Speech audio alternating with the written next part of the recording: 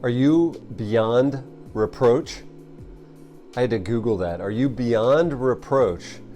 And the answer for me is hell no. No, I'm not. And yet, do I need to be, right? That's one of the questions that myself and our leadership team were having yesterday is like, gosh, what are we doing and saying that is creating either confusion or creating space that people can, people are going to criticize you anyway, but that's not an excuse to not pursue clarity of communication that is beyond reproach. And again, this is on the backdrop of we actually want to attract great talent. We actually want to train that great talent.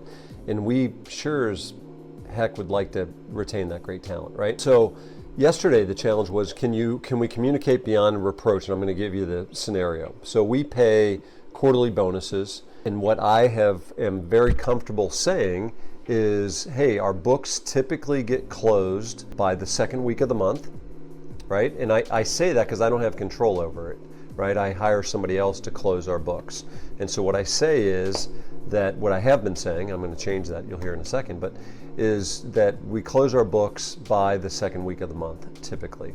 If the books are closed by the second week of the month, and if we had a profitable quarter, then we're going to take some of our profit and put it into a pool, and you're going to get a bonus paid approximately 2 weeks after that. Well, one of my leaders, Steve, was pushing on that to say, hey, let's give him a date. I'm like, how can I give him a date? Like, if I give him a date and then something strange happens and we can't close the books, then all of a sudden I said a date and now I'm a liar, and now I'm not beyond reproach. So we were kind of pushing on that a little bit, and Steve was, leaning into, it's just too vague. It's just too vague. It's just too vague.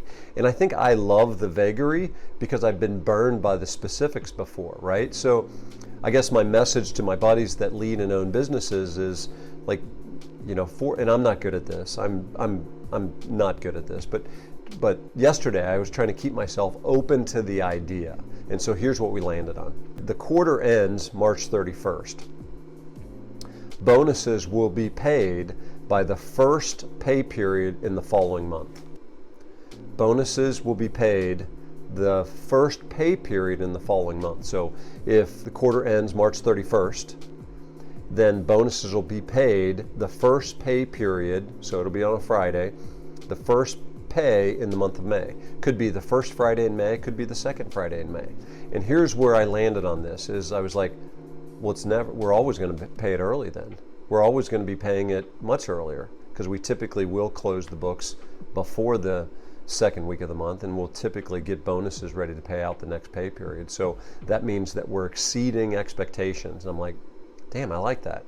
So again, trying to make my say-do ratio increase, which would help me to become somebody that's beyond reproach, and I've got a hell of a long way to go. But anyway, that's just one example of something that you can do to give definitive dates and times that might lend itself to becoming the type of leader that is beyond reproach, which might lend itself to attracting better talent, and obviously that we're engaged in training that talent, and maybe that'll be an ingredient for retaining that great talent.